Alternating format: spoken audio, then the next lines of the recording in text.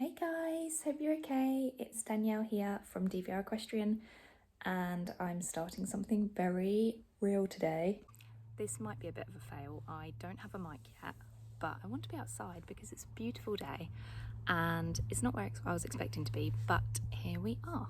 So welcome to the first episode of the DVR Diaries. Sorry, the positioning of the camera is probably going to change a bit because I seem to do really well at running out of battery and having to charge the phone for ages before I can come back and do some more.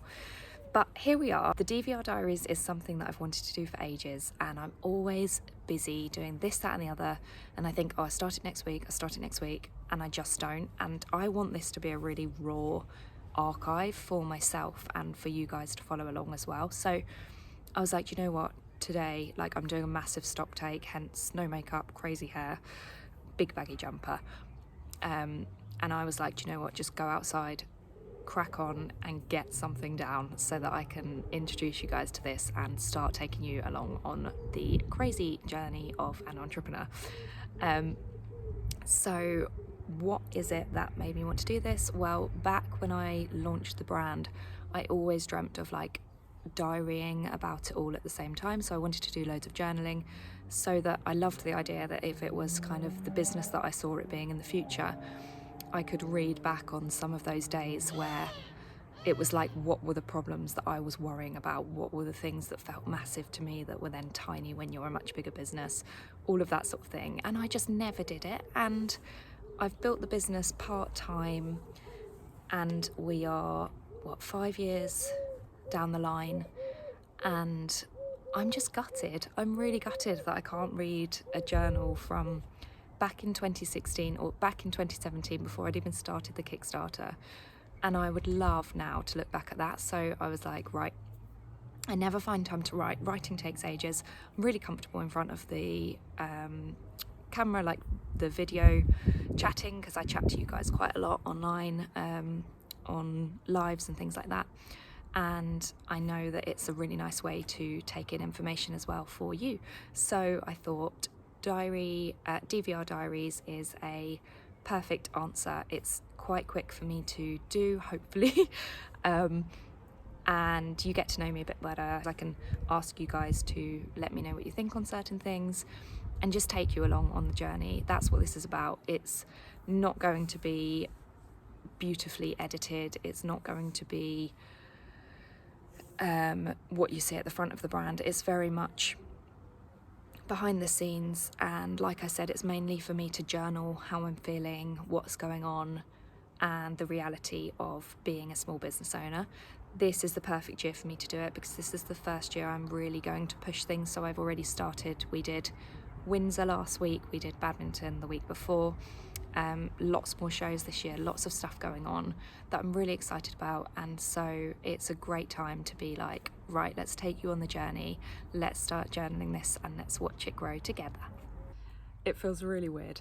I'm very inspired by the Diary of a CEO, which has turned into way more, obviously, of a podcast with lots of different guests. I recommend you go listen if you haven't already.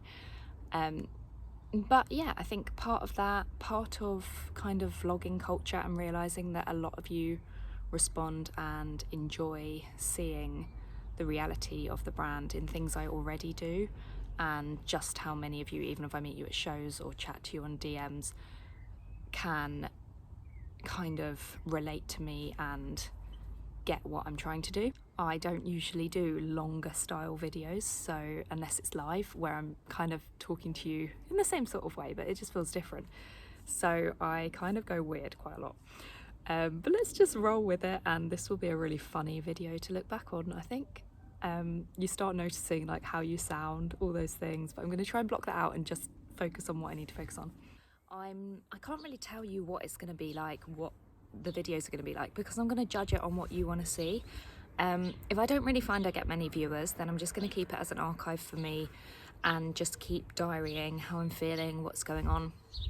If I do find you guys are really enjoying it and wanting to engage, then I'll probably ask you a bit more what you want to see, maybe get more involved in actually showing you behind the scenes things and talking while I'm at them. and while I'm doing different things like photo shoots, shows, whatever is a bit more interesting. My dog's just come out, so you might get some barking in a minute, hopefully not. You had your dinner? No, come on, there's nothing there. He's a pointer and he's got his little leg in the air, pointing. Hello. Do you want to say hello? Come here then. Should we say hello? Come round here. Come here. No, this way. Aldo, come here. Good boy. Should we say hello? I know some of you have met him before or seen his little, hello, say hello. Seen his little picture that I shared last week of Royal Windsor where the dogs get their own, ow, you're hurting me, get their own dog passes, which is so cute. He loves looking for the foxes, isn't you? You're busy looking for the foxes. You're going to be in the archive. You're going to be in the DVR Diaries. Yeah. Anyway, back to it, sorry. So, I thought today, this episode, I'd just give a little bit of background for anyone that's watching that maybe hasn't followed the full journey. I know some of you that might see this, we've got some new followers and things from the shows that we've just done this year already, and you might not really have a clue about DVR apart from what you've seen so far. So yeah, I thought maybe a little introduction of how I've grown it so far and where we're at. So here we go. So, story of DVR so far. Sorry for those of you that already know me and know the story. But I studied fashion and business at the University of Brighton. I've always come from this sort of area and I wanted to stay local because I was sharing a horse that I loved. I have a long-term partner. A few different reasons why I wanted to stay at home, and also money. Like, I don't come from a family with lots of money that could kind of support me, so I knew it would be really tricky as well trying to pay rent and everything else if I went to uni somewhere far away. And I'm quite a home person. I love where I live. We live in a really beautiful part of the country. I have beautiful riding. We are near the sea. I love the people around me. And so, yeah, I felt that I would get a really good uni experience even if it was just Brighton. I love Brighton as a city. It's great fun. And yeah, I was really pleased with my decision to go to the University of Brighton. Awful time when I first had my interview because my grandma had passed away the day before and my interview was in the morning and it was not great, but I survived it. Got my place. Fashion design at university is very, very difficult. Anyone that's watching this that has done it knows the kind of experience when you're creating a final collection. And yeah, the final year of university is the one I just remember seeing as a black tunnel with this like light at the end where I was just like, just get to that light at the end. Really proud that I achieved it and everything I've learned. But basically I did that and you had to do a final collection which I called Stable Boy, and it was a women's wear collection but quite androgynous in the way that I design. It was all tailoring and I had flashes of reflective through the checked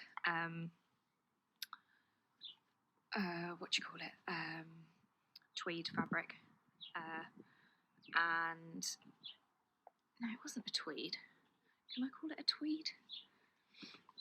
I'm trying to think of the word. Anyway, it was beautiful check fabric, obviously woven fabric, and I did tailoring with that, and then I also did like sportswear fabric underneath, so like leggings and base layers from sportswear fabric, which I actually used the patterns for DVR as well. So my course had business to it as well, and we had to do a business plan, and I did the idea of Style Viz, which I know lots of you will know what that is. If you don't, that was our first ever collection, and we introduced the idea of high vis that is designed and marketed in a fashion forward way that actually makes riders, especially I was trying to target younger riders who there's quite a taboo around, wearing your high vis, and just like people have with body protectors, and actually, making it that people actually, sorry, I'm throwing the ball for the dog at the same time, want to wear these designs, not because they're high vis, just like not it doesn't put them off that it's high vis because the design's nice enough. That's what I was trying to aim at. So people were actually wanting it to wear it for the design as well. And the idea came from, I was riding on the South Downs and my bib broke, and I had a Nike base layer underneath. Took my bib off and it was a black base layer, and I thought, oh, if this was high vis, like that would be solved. I wouldn't even have to wear a bib. And that's where the idea initially came from. And yeah, I could do a whole video on it, but I don't want to over talk because I think, you know, it can be boring for some. But just let me know if you do want a more in-depth video on anything to do with what I mentioned. But I did the business plan, and then when I went to Graduate Fashion Week, I won the Barclays New Business Idea. I had to pitch for the business plan. And yeah, that was amazing. I've never won anything, so that was like a huge achievement. And it just made me go, do you know what? I've got something here. I should probably try and do it. I was working part-time for the designer that I'd worked for in my year out, Charlie Cohen, who's amazing. And seeing another young designer working on her brand from the ground up, right from the beginning, was just amazing. If anyone is, you know, watching this that's going to uni or anything, whatever area you're in, get experience with a small business in your sector, because you learn all parts of the business, and that's the brilliant thing. I think there's nothing like it, especially if you want to run your own business, because you're going to need to know a blanket idea of everything. So yeah, my journey with her was incredible.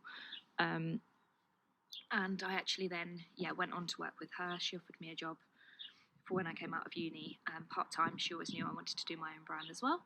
So I then started working further on the samples, improving them, and preparing for a Kickstarter, also inspired by Charlie. She did a Kickstarter too, and I needed money to pay for stock, and because I was building a brand from nothing, and yeah, fashion brands cost. So to get some money in the bank, it was 10,000 I went for, which I managed to achieve. Still doesn't go far at all if you're a small brand, especially with product development and things like this. Luckily, obviously with my skills, I could do a lot of it myself. But like I said, I can talk about all of that stuff more if anyone's interested and wants to learn. But Kickstarters, like crowdfunding as a whole, is it's an interesting thing to do. It is challenging, but really, really good. And you can still see my Kickstarter video and the Kickstarter thing for StyleViz. If you just type in StyleViz Kickstarter, it'll come up. So have a look at that if you fancy. So yeah, that's where the brand was born from. I then spent 6 months basically working on manufacturing a lot of stuff myself, because even though I worked with a factory, I still had to do a lot myself. I found an amazing factory. People often ask, like, how do you find your factories and things? I feel like mine were meant to be at the times that they've been. So my factory, I rode with a lovely friend, and I remember when I was still at uni, she said to me, remember, like, my family's from Portugal and we've got a factory in Portugal, that's what we do. So yeah, remember that if you ever need anything. And yeah, so I started working with them, and they were brilliant at helping me with low minimums. I wanted to see the business grow, which was just so lovely. You know, the support of people like that is huge when you're a small business trying to, you know, start out and get and just get the ball rolling. And they helped me for a few years, actually, being just fantastic with the sorts of minimums that they would offer me, which is really important as a small business, because it's really difficult to reach the minimums that factories need. And as a founder, a one-man band, although I can manufacture myself, it takes obviously a lot of time out that I could be spending on the business, or what I was needing to do on earning money to support the business. So I lived at home. I have a long-term partner, and I was paying £200 a month into a Help to Buy ISA, because we knew we wanted to buy instead of rent. I was paying £200 to my parents for rent, and then anything else I earned was going into the business or just into my normal living. So I've lived like a student for most of my life, All been worth it. But yeah, that was my journey up until 2020. I did the Kickstarter, had to get all of the products out to the people who had pledged, and then booked our first show. So Hickstead, we were going to do Hickstead. That's my local show, and I had no clue. I've never done a show before. I'd never had a business before. I had no clue how much you sold, how much stock I would need. So of course you want to overestimate. You don't want to just sell out and then have nothing available. So yeah, in terms of numbers of what to produce, I just had to make it up and guess, which meant I overdid by a lot. Didn't know what to expect at a show. It was not what I was expecting at all. Still brilliant, but you have to do these things to learn. I think people look at people with businesses and they think, oh, they've always known more than me, people that aren't sure whether to start a business or whatever else. But the thing is, anyone who's got a business, unless it's like a second business or whatever else, they don't know. Like, we are all learning as we go. And unless you've had a business of a certain size, you're like previously, whatever stage your business is at, you've never been at the next stage. So of course you don't know until you do it. And yes, so I didn't know what to expect. I loved Hickstead. It was brilliant for us. I was really, really happy with the outcome of how it went. And it was just really exciting. I mean, I remember I was driving down the driveway of Hickstead and my hands were shaking on the steering wheel. I was so nervous. And now, I'll rock up at Hickstead, and we've done it so many times. It's nothing, and it's so local to me. I feel very comfortable and have all my bearings. But when you're going to something new for the first time, you don't feel like that at all. I mean, even 2 weeks ago when I was off to badminton on my own, which I usually will have someone with me, I didn't know what to expect, and I hadn't done a show for a whole year either. So it was, every time you've got something like that, the feelings don't go away. It was still nerve-wracking, as you all saw where, if you saw the reel that I put up about setting up with us, and explained that feeling a bit. So yeah, went off, had a great time at Hickstead, was feeling very good, and went on holiday with my family. And I remember on the holiday being like, I'm just going to book the next one. Like, I need to keep the ball rolling. Like, just thinking this is going to be easy. So off I went and booked Your Horse Live. I'd never been to the show. I didn't really know anything about it. And so I just booked the kind of cheapest stand I could, like I had with Hickstead. And, went for it. I took a friend with me, obviously had to pay for a hotel, had to hire a van and pay for this show stand, which is never cheap either. And we lost so much money. Not crazy amounts, because I don't have crazy amounts of money to kind of spend anyway. So, it was easy to get it back, and it's a brilliant show. I just had not planned it right. I didn't know the customer, and, like where I'd put myself, everything else, it just wasn't right for being what the brand, where the brand needed to be positioned. And so, yeah, big learning curve for me. Maybe this isn't going to be as easy as I thought. And I'd also applied for Olympia, but I didn't Olympia Introducing, which is this amazing thing that Olympia do for startups, which is like you get like a mini stand, almost more like a show display, for a much, much cheaper price. And but there's only limited amounts of spaces, and so it's competitive to get in. And I didn't get it, and I was gutted. I remember like how gutted I felt.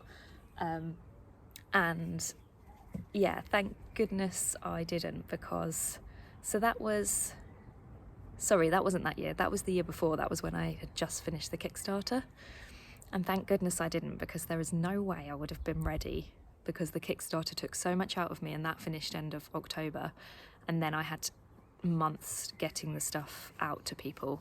So thank goodness I hadn't had it. And that's why you should trust the process, because doors that close on you close for a reason. And I truly, truly believe that. I went and applied again the following year, and got in that year for the Olympia Introducing, so that was great. I'd then done a second year of Hickstead as well, so it was really, really good. And I'd obviously had a year to kind of do more stuff. I brought out a training range, etc., etc. So not just the Starviz stuff, we then had the other stuff, because I realised that like I was using a brilliant technical fabric from Italy that's great for wearing for high intensity sports. So the fact that it was then only available in high vis seemed such a shame. So yeah, I quite quickly did the training range, and I wanted to do sports bras as well, so did them as well. Aldo, come here! And we also did the Dexter track pant breeches, which are one of your absolute favourites, and a real signature to us. So those are like a skinny track pant that look great on guys, great on girls. More like a legging on girls, more like a kind of football training track pant on guys. And they are great like over your competition wear when you're getting ready and everything else, warming up. And then they're also great to wear on their own in summer and over thermals in winter. So yeah, they're a key favourite. Unfortunately, we're really low on stock at the moment, and obviously as a small business I can't get everything restocked as quickly as I'd like to, but they will always be one of our key pieces. And yeah, so did that. 2019 was just another year of building, and then finished the year off with Olympia. That was great. And then January 2020 went off to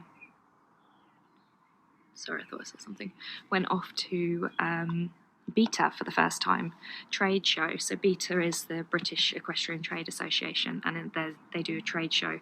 There's also one called SPOGA, and they basically are for if you are selling to trade. So that's where you're wholesaling, so you're selling to retailers. And I decided I wanted to try and do more of that. Not really realising that my margins weren't perfect for it, but I thought it'd be a great marketing thing to do and get the brand out there. It's also really good for small businesses to do cash flow wise. So I thought this is a good way to try and really help bring the cash flow in, because I was finding it hard to build the business when always surviving on hardly any cash flow. For example, when I went to that second Olympia in 2019, I literally was on zero in my bank account when I went up to that show. So then made the money to have some more money in the bank again. And obviously working part-time tied me over. But very hand-to-mouth, which lots of small businesses are. And you just get used to it. You really get used to it, and then you get braver with taking bigger decisions with money. You get a bit more confident in the fact that you have an idea of what you'll bring back if you're doing a show, or what you do online and things like that. And there's certain products, for example, that I've put a lot of money into because into the stock of, because I know that even if I have them for a while, they will sell, and they're brilliant products. So the risk doesn't feel so scary. But that definitely comes with time, or it did for me, as someone that's quite risk averse in lots of ways, especially financially, just because I've been brought up to be so. And you kind of need a bit of that, but also a bit of the opposite when you're trying to grow a business. So that's why I think, like I was saying before, is great about growing a business organically and slowly, if you know that you need to also improve your own business confidence and knowledge, which I still do, but I'm definitely way further than I was. So went off to BETA, got the opportunity.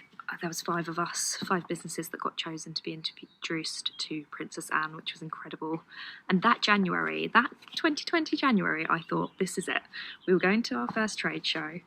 I was meeting Princess Anne, and in the first week, I think it was, we got a full page in Horse and Hound, an image of the pink high vis, the pink style vis, my friend Dee Dee riding a horse we both used to share. And the photo that I gave them was actually landscape, so I thought it was just going to be part of the article. I was quoted about sustainable fashion. When we got it, it was the full page, and they'd blown it up and just used it portrait, and it's just incredible. It was such a good feeling. Those moments are, sorry about the dog with the ball, those moments are special. And yeah, anyway, so then obviously 2020 happened. I used to tutor maths around my other jobs. I've always loved tutoring maths, did it since I was at college. And I actually decided to do a maths teaching course, and I thought I was going to be a part-time maths teacher, and that would be a perfect job to do because I was getting very tired of going to London all the time for my other work. And then even when I was working from home, I just found that doing another creative role was like sucking my energy. And I was finding it hard to then do really well on my DVR days. So I thought maybe if I focused on a job that was completely away from the creative, I could keep all my creative energy for DVR. And so, because my other jobs were lots of kind of marketing part of fashion. So I decided to do that. And I thought obviously with the holidays and things, that would be great with the shows and different things. Did the course, and we bought a house, we bought a bungalow within the first lockdown as well, which was crazy because it all needed doing up, but such an achievement, and something we'd obviously wanted for so long. That's the first time I had an office for the brand, which I've got. It's tiny and it's basically a stock room, but it's amazing to have. And it took a long time for us to get there. We saved for 8 years for our bungalow. Didn't think we'd be able to buy where we have, so it's been amazing. But yeah, did the course, and that was very interesting. And I was going to do it part-time, and I thought, how am I going to do the brand if I did full-time? But part-time ended up being 4 days, and full-time was 5 days. So I was like, I'm going to do full-time and get this done in a year. And thinking then I could go into a part-time role. And within that year, I also had a really big equestrian brand get in touch about investing, equestrian business that's not clothing, which was really exciting. Taught me a lot, even though it didn't end up happening. That was a brilliant experience and really gave me a big confidence boost in what I was doing as well. We've done some really cool campaigns, like I started the Tees for Charities, Tees for Change thing back through lockdown, which was raising money for the NHS. We now raise money through those t-shirts for the Cystic Fibrosis Trust. And we also did the Revolution tees, all about improving inclusivity and in the industry. And that was with Lydia Hayward, and the money goes to her foundation, Cool Ridings, and the Ebony Horse Trust. So done some really cool things in that time as well. Through lockdown, we were doing the Lockdown podcast, Conversations from Isolation, and we also did Dancercise and yoga every week. So I don't know if lots of you will remember that. But yeah, so we've done some really cool stuff that I'm so proud of, but there's just so much more I want to do and bring to our amazing industry. So yeah, that was 2020, wasn't it? Yeah. And then what else went on? Then come to 2021. Oh, that's it. So then I was going to go full-time on the brand. And I was just like, because I came out of the course and I couldn't find a part-time role. And the realising through the course how much work it was, and I didn't feel I was a natural like I am with tutoring, a much better one-to-one. So I made the decision that I wanted to just try and go for it with the brand. So I was going to try and get an investor, especially after I'd had these other conversations. And then I had a good friend, Rachel, who I knew through business, and she owns a big company called Tiny Box, which is sustainable packaging.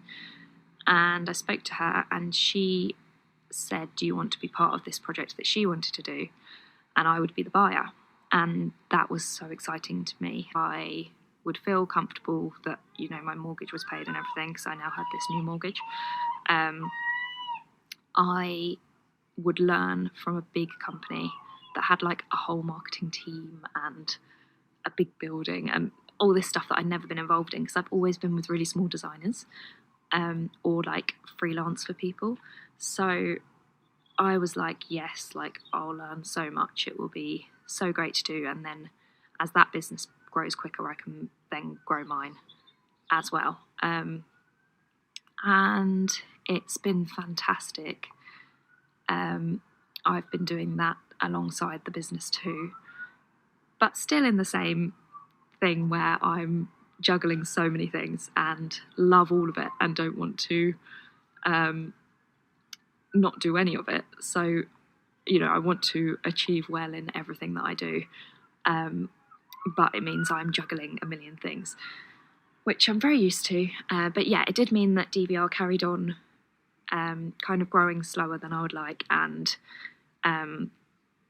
taking more of a back seat. But I also knew for my own self-growth and development and everything else, it was these had been great opportunities to be doing. So like I look at the maths teaching, and yes, I'm not doing it now, but I'm so grateful I did that course, because even when it came to managing people, it's taught me loads.